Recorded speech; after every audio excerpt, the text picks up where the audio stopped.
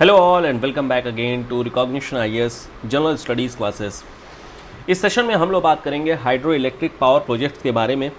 क्या स्टेटस है, क्या प्रॉस्पेक्ट्स हैं, क्या चैलेंजेस और क्या एक सॉल्यूशन के तौर पर निकल करके आ रहा है हमारा ये hydro electric power project in the renewable energy source as part of traditional energy source. सबसे पहले बात करते हैं हाइड्रो इलेक्ट्रिक पावर प्रोजेक्ट का डेफिनीशन क्या होता है, इसके मैकेनिज्म क्या होती है। So hydro electric power project एक क्रिटिकल रोल प्ले करता है in the meeting the energy demand of India. अभी तक हम लोग जितनी भी एनर्जी की डिमांड हम लोग देखते हैं, चूँकि इंडिया में पॉपुलेशन बहुत ज़्यादा है और उस पॉपुलेशन की बेसिक नीड को पूरा करने के लिए एनर्जी की ज़रूरत होती है। ये एनर्जी आपकी इलेक्ट्रिसिटी से स्टार्ट हो करके जो बेसिक रेगुलर चीज़ें उन सब में यूज़ होने वाली हैं, और इसी वजह से हमें एनर्जी सोर्सेज चाहिए होते हैं। अभी तक जो हमारे पास में एनर्जी सोर्स है वो हमारा ट्रेडिशनल है, that is basically the coal, जिससे हम लोग थर्मल पावर एक तरीके से कह लीजिए पावर प्लांट बनाते हैं और यहाँ से हमारी इलेक्ट्रिसिटी निकलती है।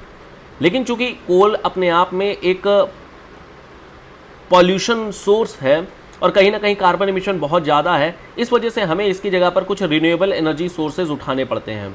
और उस रिन्यूएबल एनर्जी सोर्सेज में कई सारी चीज़ें हैं, जैसे एक हमारा हो गया सोलर, बायोमास हो गई, similarly hydro electric power projects हो गए, एटसेट्रा एटसेट्रा, और भी कई सारी चीज़ें हमारी आ जाती हैं इस रिन्यूएबल एनर्जी सोर्सेज में। उसमें से एक हमारे लिए इंपॉर्टेंट है, वो है हाइड्रो इलेक्ट्रिक पावर प्रोजेक्ट। इस हाइड्रो इलेक्ट्रिक पावर प्रोजेक्ट को आप लोग जनरल स्टडीज़ के पेपर नंबर 1, पेपर नंबर 3 दोनों में यूज़ कर सकते हैं, economics as well as environment.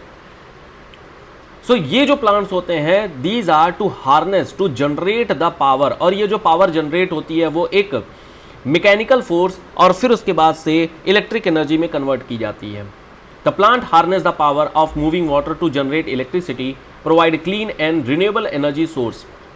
अभी रिसेंट के दिनों में इंडिया ने कई सारे अपने टारगेट बना रखे हैं, जैसे 450 गीगावाट हम लोगों को जनरेट करना है रिन्यूएबल एनर्जी सोर्स से 2030 तक के लिए, और उसमें से सोलर और जो हाइड्रो इलेक्ट्रिक पावर प्रोजेक्ट है यही काफ़ी इंपॉर्टेंट रोल प्ले कर रहा है। इसके अलावा इसमें विंड है और भी तमाम चीज़ें हैं। So hydroelectric energy is a format of renewable energy generated by harnessing kinetic energy of falling water to produce electricity. It works by using a dam to store water in a reservoir which is then released through a turbine to generate power. अब ये जो mechanism है इसको हम लोग थोड़ा एक diagram के फॉर्मेट में समझ लेते हैं ताकि और बेहतर तरीके से समझ में आएगी। आप लोगों ने एक मूवी देखी होगी स्वदेश, आप लोगों ने मूवी देखी होगी स्वदेश। इस स्वदेश में इसी हाइड्रो इलेक्ट्रिक पावर प्रोजेक्ट को डेवलप किया जाता है, एस्टैब्लिश किया जाता है। हाइड्रो इलेक्ट्रिक पावर प्रोजेक्ट कई तरीके के हो सकते हैं, उसमें एक हो रहा है हमारा pumped hydro electric power project. यहाँ पर सबसे पहले एक पानी का रिजर्वायर क्रिएट किया जाता है जहाँ पर पानी को इकट्ठा किया जाएगा, और वो थोड़ी हाइट पे होगा। हाइट पे इसलिए होगा क्योंकि देखिए यहाँ पर इसके पास में अब आ जाएगी पोटेंशियल एनर्जी, HDG, एक पोटेंशियल एनर्जी आ जाएगी। और जब इसे पानी को फ्लो किया जाएगा पाइप के फॉर्मेट में, तो अब यहाँ पर इसकी वेलोसिटी आ जाएगी, और इस वेलोसिटी के जरिए इसके पास में हाफ mv² यानी काइनेटिक एनर्जी आ जाएगी। इस काइनेटिक एनर्जी के जरिए यहाँ पर लगा होता है आपका जनरेटर या फिर टरबाइन, और फिर अल्टीमेटली इस टरबाइन को घुमा दिया जाता है, और घुमाने से इसकी जो यहाँ पर काइनेटिक एनर्जी पानी की थी ये कन्वर्ट हो जाएगी मैकेनिकल एनर्जी में, और उस मैकेनिकल एनर्जी से फिर फाइनली यहाँ पर इलेक्ट्रिसिटी जनरेट कर ली जाएगी और फिर वो भेज दिया जाएगा, और बाकी जो पानी गया है वो लो रिजर्वायर में जाकर के इकट्ठा होते जाएगा।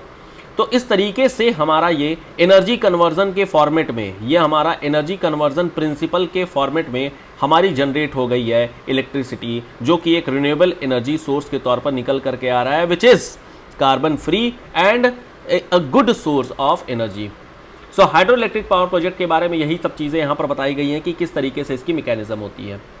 अगर हम लोग बात करें what is the status of hydro electric power project, ministry of new and renewable energy ने 500 गीगावाट का एक टारगेट बना करके रखा हुआ है 2030 तक नॉन फॉसिल सोर्सेज से। और ये बात इनफैक्ट जब COP26 हुई थी, United Nations framework for climate change, convention to climate change, इसके दौरान में यहाँ पर ये टारगेट दिया गया था। 2022 तक में एक डेटा के हिसाब से 172.72 गीगावाट ऑफ इलेक्ट्रिसिटी, या फिर कह सकते हैं कि जो हमारी रिन्यूएबल एनर्जी की कैपेसिटी है नॉन फॉसिल फ्यूल से ये जनरेट की जा चुकी है। इसमें 119 गीगावाट रिन्यूएबल एनर्जी है, 46 gigawatt large hydro electric power projects हैं, 6.78 गीगावाट न्यूक्लियर पावर प्लांट्स हैं। 2022 तक ही 42.26% of Nations total installed generating capacity 408.71 gigawatt हो चुकी है, जो कि 2030 तक हम लोग आसानी से इस 500 गीगावाट को अचीव कर ले जाएंगे। रिन्यूएबल एनर्जी इंस्टॉल्ड कैपेसिटी के रूप में अगर बात किया जाए तो इंडिया 4th रैंक पे है। विंड पावर के बारे में इंडिया अगेन 4th रैंक पे है। सोलर में भी इंडिया अगेन 4th पावर पे आ जाती है, और ये बताई गई है ग्लोबल स्टेटस रिपोर्ट में। जनवरी से अक्टूबर 2022 के बीच में अगर बात करें तो लगभग 14.21 gigawatt of energy capacity install कर दी जा चुकी है। बाकी इसके अलावा ये छोटे मोटे जो सोर्सेज, ये छोटे मोटे जो डिटेल्स है, ये आपको ज़्यादा याद करने की ज़रूरत नहीं है, लेकिन आप ये दोनों जो डिटेल्स हैं, ये जो दोनों जो यहाँ पर आपको आइडिया दिया गया है, ये जो डेटा दिया गया है, इसको आप लोग जरूर याद रखिएगा। This will help you in writing the answer. Globally अगर बात किया जाए तो 2700 terawatt hour of power is generated from hydro electric sources, या जो हाइड्रो सोर्सेज हैं। हाइड्रो में देखिए जितने भी हमारे हिमालयन रिवर्स हैं, उन सब जगहों पर हम लोगों ने अपना हाइड्रो इलेक्ट्रिक पावर प्रोजेक्ट लगा करके रखा हुआ है। तमाम आपको नाम सुनने में आता होगा, रतले हो गया, या फिर जो है अलग अलग तरीके के हमारे पास के नाम आते हैं। जो पहली hydro electric power project India में सेटअप की गई थी वो थी दार्जिलिंग में, जो कि 1898 में की गई थी, काफ़ी पहले की गई थी। आज के टाइम में अगर बात करें तो 375.732 गीगावाट एनर्जी अभी तक इंस्टॉल की जा चुकी है हाइड्रो इलेक्ट्रिक पावर प्रोजेक्ट के थ्रू, जिसमें से 12% जो ये this is the 12% of 45.8 gigawatt which is coming from hydro electric power projects. अभी भी मेजॉरिटी ऑफ द जो पावर है वो थर्मल सोर्सेज से ही जनरेट किया जाता है, यानी कि कोयले से ही जनरेट किया जाता है, जो कि अभी भी 53% ऑफ द एनर्जी अभी जनरेट कर रहा है। हालांकि धीरे धीरे हम लोग इसको रिप्लेस करते जा रहे हैं अपने जो भी रिन्यूएबल एनर्जी सोर्सेज हैं, चाहे वो सोलर हो, चाहे वो विंड हो, चाहे वो हमारा HEPs हो, किसी ना किसी फॉर्मेट में we are trying to replace this, ताकि हमारा कार्बन फ्री हो जाए और जो हमारी कार्बन एमिशन की लिमिट है उसको भी हम लोग अचीव कर सकें। कार्बन एमिशन की जो लिमिट है वो हम लोगों ने NDC में डिक्लेयर किया हुआ है, नेशनली डिटरमाइंड कंट्रीब्यूशन में हम लोगों ने इसे डिक्लेयर किया हुआ है कि कितना हमें रिलीज करना है। दो the renewable sector got momentum after 2000, the current share of renewable power is 24%, जो कि अपने आप में काफ़ी अच्छा है, क्योंकि अगर आप देखेंगे जो ये डेवलपमेंट्स हुई हैं वो काफ़ी रिसेंट की डेवलपमेंट्स हैं, और धीरे धीरे हम लोग इसमें काफ़ी अच्छा करते जा रहे हैं।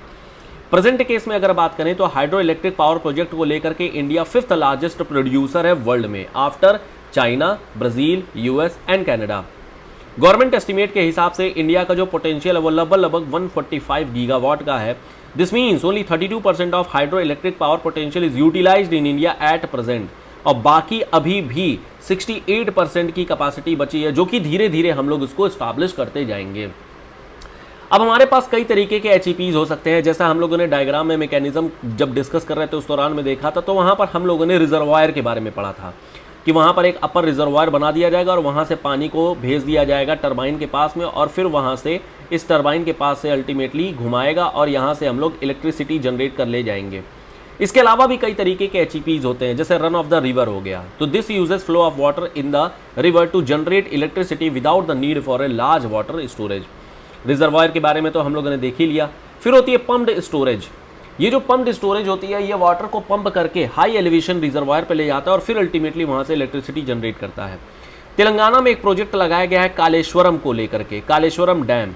ये जो कालेश्वरम डैम है ये भी अपना इसी तरीके का पम्प्ड स्टोरेज है, और ये अपने आप में सेल्फ सस्टेनिंग है, वर्ल्ड बैंक के द्वारा फंडेड भी है। ये सारी चीज़ें आप लोगों को पता होंगी।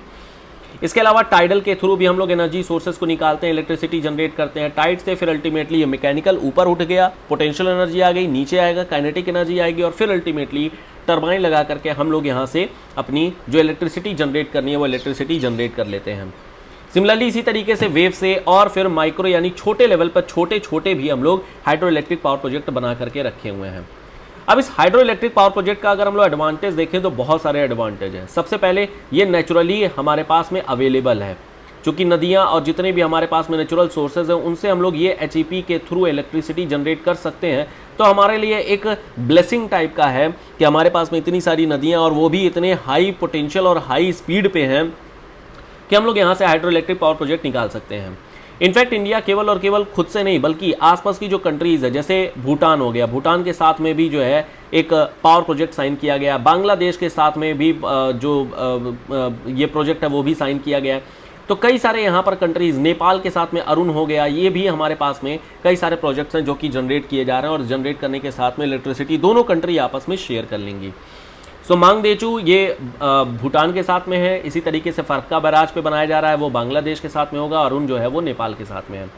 एडवांटेज देखते हैं तो कई सारे एडवांटेज है, जैसे एक अपने आप में रिन्यूएबल एनर्जी सोर्स है विच इज़ क्लीन फ्यूल और साथ में सस्टेनेबल भी है क्योंकि ये लंबे समय तक चलने वाली चीज़ है। ऑपरेशनल कॉस्ट रिलेटिवली कम होती है, लेकिन यहाँ पर ऐड कर लीजिएगा कि एचईपी को इस्टेब्लिश करना अपने आप में काफ़ी कॉस्टली होता है, वन टाइम लगेगा लेकिन हैवी लगेगा। ग्रीन हाउस गैस एमिशंस काफ़ी कम होने वाली हैं। रिलायबल और प्रेडिक्टेबल एनर्जी सोर्सेज होते हैं, ऐसा नहीं है कि आज अगर मान लेते हैं 10 गीगावाट है तो कल कम हो जाएगा, ऐसा नहीं है। It can provide water storage and recreation benefits. कई सारे हम डैम के जैसे क्या है कि डैम को हम लोग और सुंदर बना करके उसे एक टूरिज्म प्लेस भी बना सकते हैं। It can improve water quality also and flexible to accommodate changing energy need. आगे हम इसको बढ़ा भी सकते हैं, घटा भी सकते हैं, डिपेंड करता है कि आपकी क्या चीज़ें हैं। लेकिन बहुत सारे इसके साथ में डिसएडवांटेज भी हैं। जैसे एक डिसएडवांटेज ये है कि जहाँ पर भी पानी होगा, आप लोग देखे होंगे वहाँ पर फॉरेस्ट बहुत ज़्यादा होते हैं। तो यहाँ पर अगर आपको डैम लगाना है या किसी तरीके का इंफ्रास्ट्रक्चर क्रिएट करना है तो you need to clean the area, तो डिफॉरेस्टेशन करना पड़ जाता है, जिससे कि हमारा जो फॉरेस्ट कवर है वो कम हो जाता है और हमारी जो कार्बन सिक्वेस्ट्रेशन है वो भी कम हो जाएगी। लॉस ऑफ बायोडाइवर्सिटी भी हो जाएगा क्योंकि अगर आपने डैम कट किया वहाँ के लोगों को आपको रिहैब कराना पड़ेगा, और रिहैब लोगों को तो करा देंगे लेकिन जो वहाँ पर जंगली जानवर हैं, जो वहाँ की वाइल्ड लाइफ है, उसको कैसे रिहैब कराएंगे, ये अपने आप में इशू बन जाता है। वाटर फ्लो में भी चेंज आ जाता है क्योंकि आपको जब डैम वगैरह बनाना होता है तो कई बार रिवर की डाइवर्जन करनी पड़ जाती है, कई बार कुछ ऐसे स्ट्रक्चर्स बनाने पड़ जाते हैं जो कि अपने आप में वाटर का जो फ्लो है उसको डिसरप्ट कर देते हैं, कम कर देते हैं। इसके अलावा माइग्रेशन हमें काफ़ी ज़्यादा देखने को मिल जाता है, सॉइल इरोजन देखने को मिल जाती है, वाटर पोल्यूशन होती है और ग्रीन हाउस गैस एमिशन भी कई बार इंक्रीज देखने को मिल जाती है क्योंकि यहाँ पर मीथेन का एमिशन हो जाता है। एक और जो यहाँ पर बात है, जब हम लोग डैम वगैरह बनाते हैं तो यहाँ पर डैम के कारण से अर्थक्वेक आने का बहुत ज़्यादा डर रहता है क्योंकि एक हाइड्रो पावर यहाँ पर लगनी शुरू हो जाती है। डिस्प्लेसमेंट ऑफ इंडिजिनस कम्युनिटी भी हो जाती है क्योंकि अभी हम लोगों ने देखा कि इंफ्रास्ट्रक्चर क्रिएट करना है तो एरिया को क्लीन करना पड़ेगा, और अगर एरिया को क्लीन करना पड़ेगा तो वहाँ के लोगों को वहाँ पर हटाना पड़ जाएगा। तो ये हम लोगों ने डिस्कशन किया हमारे हाइड्रो इलेक्ट्रिक पावर प्रोजेक्ट को लेकर के, जितने भी बातें हो सकती थी वो सारी चीज़ें हम लोगों ने देखा क्या होता है, मैकेनिज्म क्या है, क्या इसके स्टेटस है, क्या इसके एडवांटेज है, क्या डिसएडवांटेज है, कौन कौन से इंडिया में प्रोजेक्ट्स चल रहे हैं, इन सब चीज़ों के बारे में। फिलहाल यहाँ इस डिस्कशन को यहीं पर स्टॉप करते हैं, मिलेंगे नेक्स्ट वीडियो में और कुछ नए टॉपिक्स को इसी तरीके से डिस्कस करेंगे। जो डाउट रहेगा पूछ लीजिएगा, टेलीग्राम चैनल की लिंक डिस्क्रिप्शन बॉक्स में दी गई है। मिलेंगे नेक्स्ट वीडियो में, till then good bye, thank you so much, bye bye.